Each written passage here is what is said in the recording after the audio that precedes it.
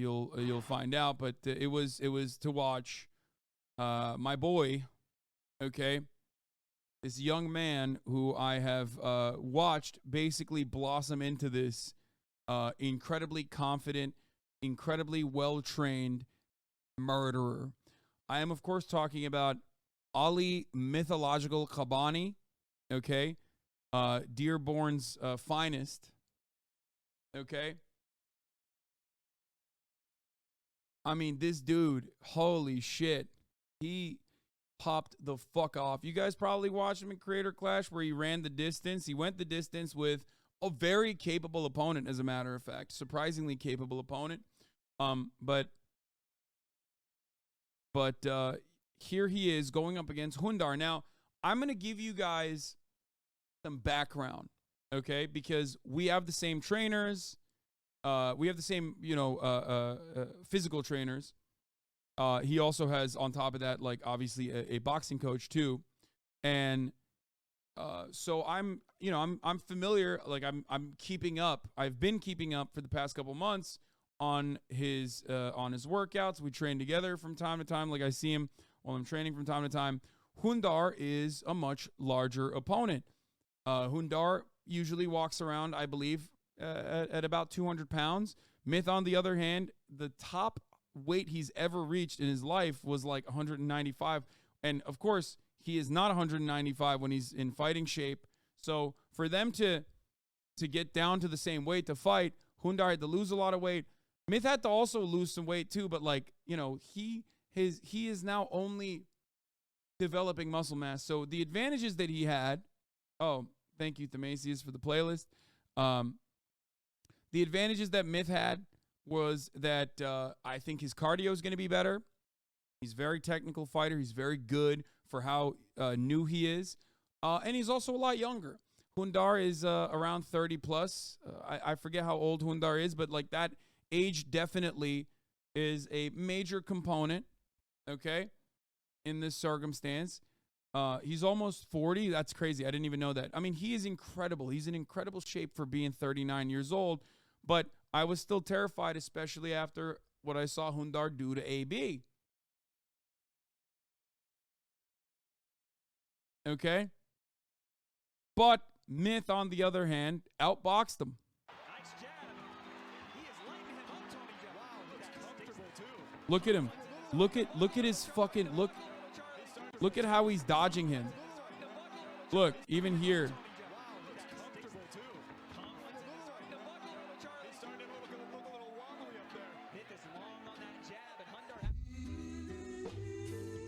Right on the button. Myth said right before this, they were like talking, and Hundar was saying, it's actually a lot of fun fighting you. And that's why he was smiling right before he got fucking clapped. Now that, for those of you who are unfamiliar with the art or sport of boxing, that right there is the button, okay? Everybody's got a spot on their fucking face, which Myth actually perfectly found in this punch. He explores with the left a little bit, and then right on the button. Look at that. And it's perfect too. He puts his entire body weight into it, perfect form, coming down as well, and just absolutely destroys him.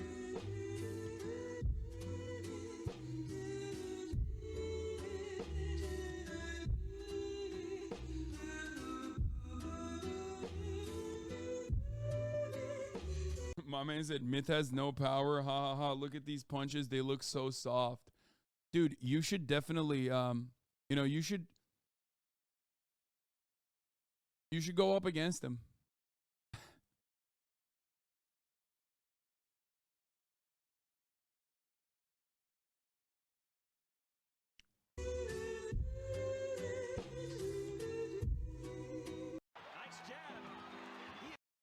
Anyway. Like I said, he's a very technical fighter. He's a very technical fighter. He's learned how to fight so well. He fights incredibly well. Hundar ended up popping his bicep to that fall. Yeah, I saw. Respectfully, I'd body slam him. Okay. Anyway.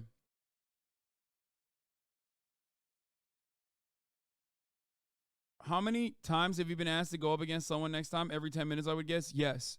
Literally everyone is constantly asking me. I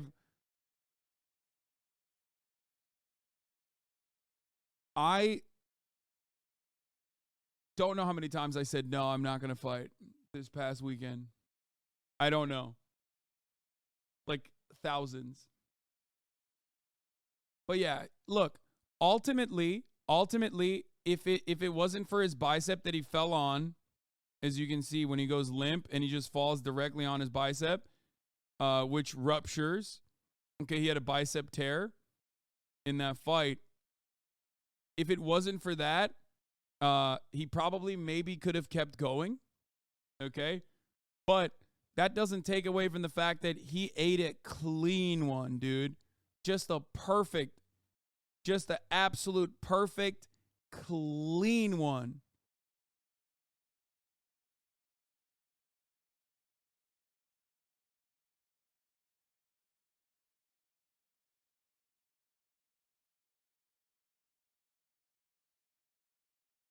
No talking about your friends or things close to you, okay? Only OP and agitprop, please. Yeah.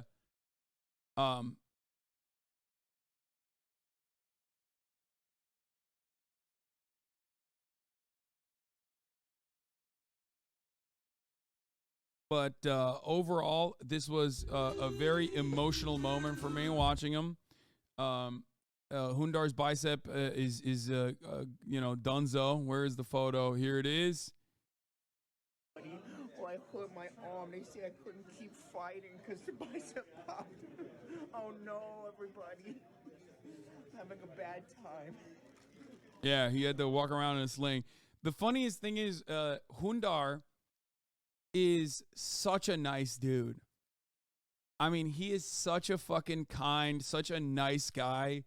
It's just so funny because he literally looks like a demon. He looks like just legitimately like a terrifying person. He looks like the type of dude. He looks like the type of dude who would be called Hundar. Even if you didn't know his name was Hundar, you would think he's Hundar. By the way, speaking of which, careful, he's vegan as well. From what I understand, so is Dad. Both of the old guys in that fucking ring that were, well, Dad's not vegan, I think vegetarian. But both of the old guys in the ring that looked the best out of pretty much everyone else were both vegetarian for a very long time. So that's why they're in remarkable shape.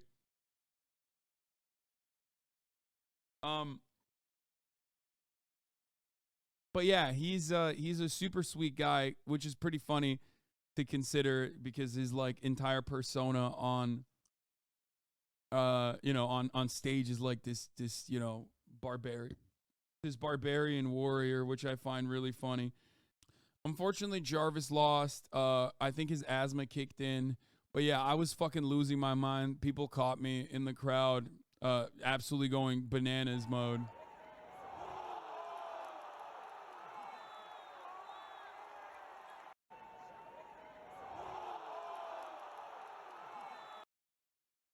I was losing my mind. I was with Mitt's mom and dad.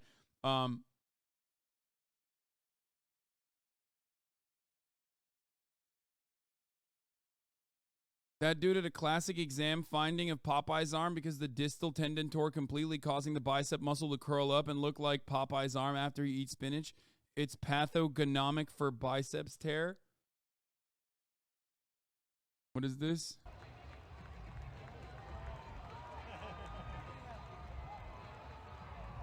I was crying.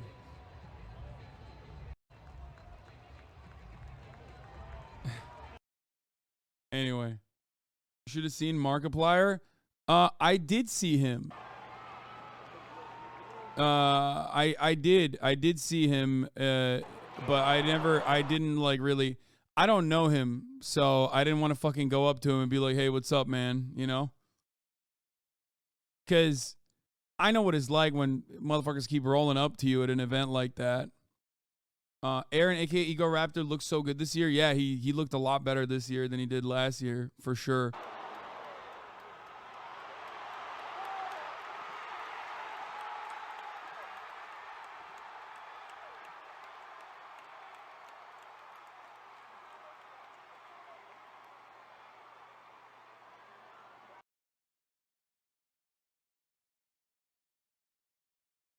Hasan, you're too humble. I think you're known enough to give a quick intro. It doesn't matter. It's the weird to be like, hey, what's up? I'm a famous guy. You're a famous guy. You know, let's meet. I don't know. I feel like in a situation like that, if someone wants to come up to you, so many content creators came up to me. You know, plenty who are way more famous than I am. Who've been in the game for way longer than I have been. They came up, and the way I see it is like, if you want to do that, you do it. If you don't want to do it, then, you know, I just kind of leave you alone. You're parasocial phobic. I've not watched enough of his videos to be parasocial. I've watched zero. I don't watch gaming viewers. I mean, I don't watch gaming stuff. Did Harley almost fall on you? I have a funny story about Harley. I love Harley. And I have a really funny story about him. So Harley is like 6'6". He's taller than me even. And he's a very big dude. He's a brolic dude. He's fighting against this guy who is, you know, fighting against the dude on sauce is like one thing. He's fighting against a dude who's been professionally punched and been in an arena for like longer than I've been alive. Okay? Like that guy, all of the factors that come into consideration in a situation that would like be a disadvantage for you, a normal person getting into an arena, stepping up into an arena and your heart pumping, he doesn't have any of that. Right? He's been doing that for a very long time. Not only that, but also, you know, he's been getting punched professionally for a very long time. You know what I mean? Like, so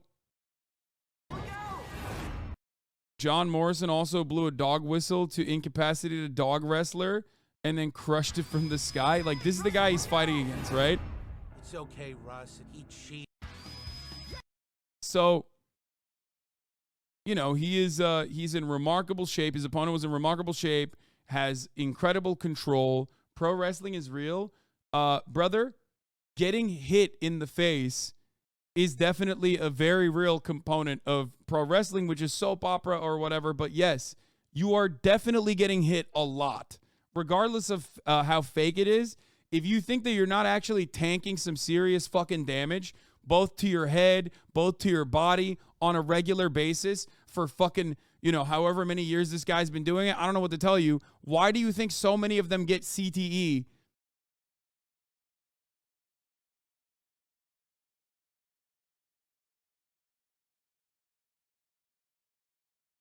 So, I mean, the guy is awesome. He's fucking fantastic. He was great. And so before this fight happened with Harley versus the mayor of Slamtown, which I think is like awesome. It's such a funny fucking name. Before Harley was about to fight him, Harley comes up to me the day of the fight and he's like, dude, I got to tell you one more time. Like, I know we've had this conversation before, but you really should get into fighting. You would love it. I really didn't want to do it. And then I got into it and look at me now. Okay. Why am I telling you this story? Because Harley gets into the ring. He has an incredible fucking opening performance. He's actually doing a pretty good job at first. He's like kind of controlling the speed of the fight a little bit. Okay. And then, you know, his opponent, John Morrison, mayor of Slamtown, opens up and starts just absolutely eviscerating him. I mean, he's just fucking bouncing him, right? He was punching him like he was doing the speed bag at a certain point. It felt crazy. And obviously what ended up happening was something that I've never seen before. He fucking clapped him so hard, Harley, this 6'6" monster, fell out of the ring. He knocked him out of the ring. Does anyone have the video of this? I need you to see it to believe it. It is hard to comprehend. It is hard to understand. I think this is a VOD of the fight, so maybe you'll see it right here. Oh, here it is. Here. Look. And again, you see that right hand, he falls into us here. Look at this. Why weren't you there to save us? And again, you see that right hand, he falls into us here. He knocks him out of the arena. Thank God that Harley's okay, though. That could have really been bad. And Harley's a legend. I mean, he falls into the fucking... That's a big man. He looks up. And what he told me was, he's like, what he told me about this was like, he's like, listen, when I'm in the ring, I never see faces, right? I got fucking knocked out of the arena. He came up to me after the fight. Okay? He came up to me after the fight that night. He was like, dude, I stood up from the table, and the first face I saw was yours going like this. And at that moment, he's like, at that moment, I realized, oh my God, I told him earlier to definitely fight. And he just watched me fucking fly onto the judge's table. Because that was what I was thinking in that moment. We locked eyes, and I was like, this motherfucker is getting fucking hammer-fisted out of the fucking ring, and he was trying to get me to go fight. I'm definitely not fighting. There is no shot. Look at us there. We're trying to help him out. Charlie didn't dive at anybody. I don't want to hear it.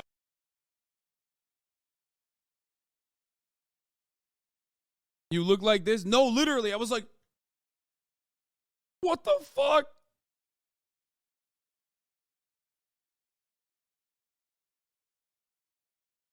Yeah, he's like, dude, you don't know what you're missing. You don't know what you're missing. It's like, no, I'm good, man. I'm good with that.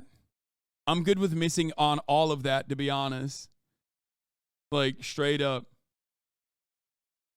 Your POV?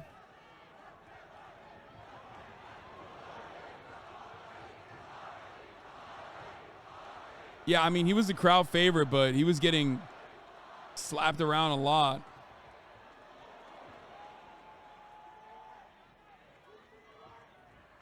Dude, he was so cool, calm, and collected. It was crazy. Incredible cardio. He knows exactly what's going on. I mean, he kept pushing him into, like, yeah, I mean, he dropped him a bunch of times, including onto the judge's table.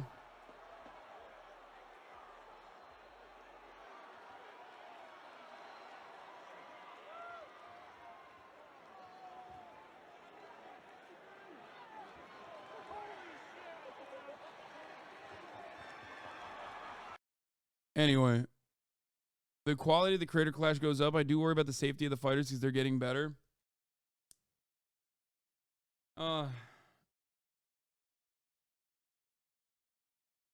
Anyway, did you meet any of the wrestlers there? No, I did not.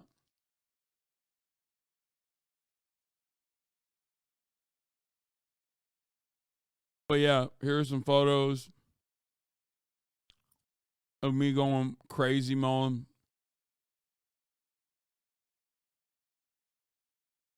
His mom.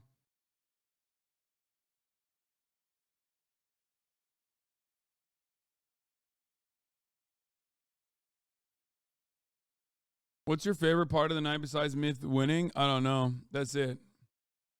In my world, it just like completely overshadowed everything else.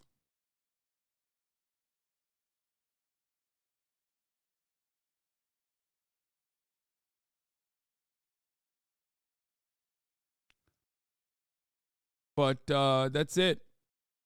That's what I got.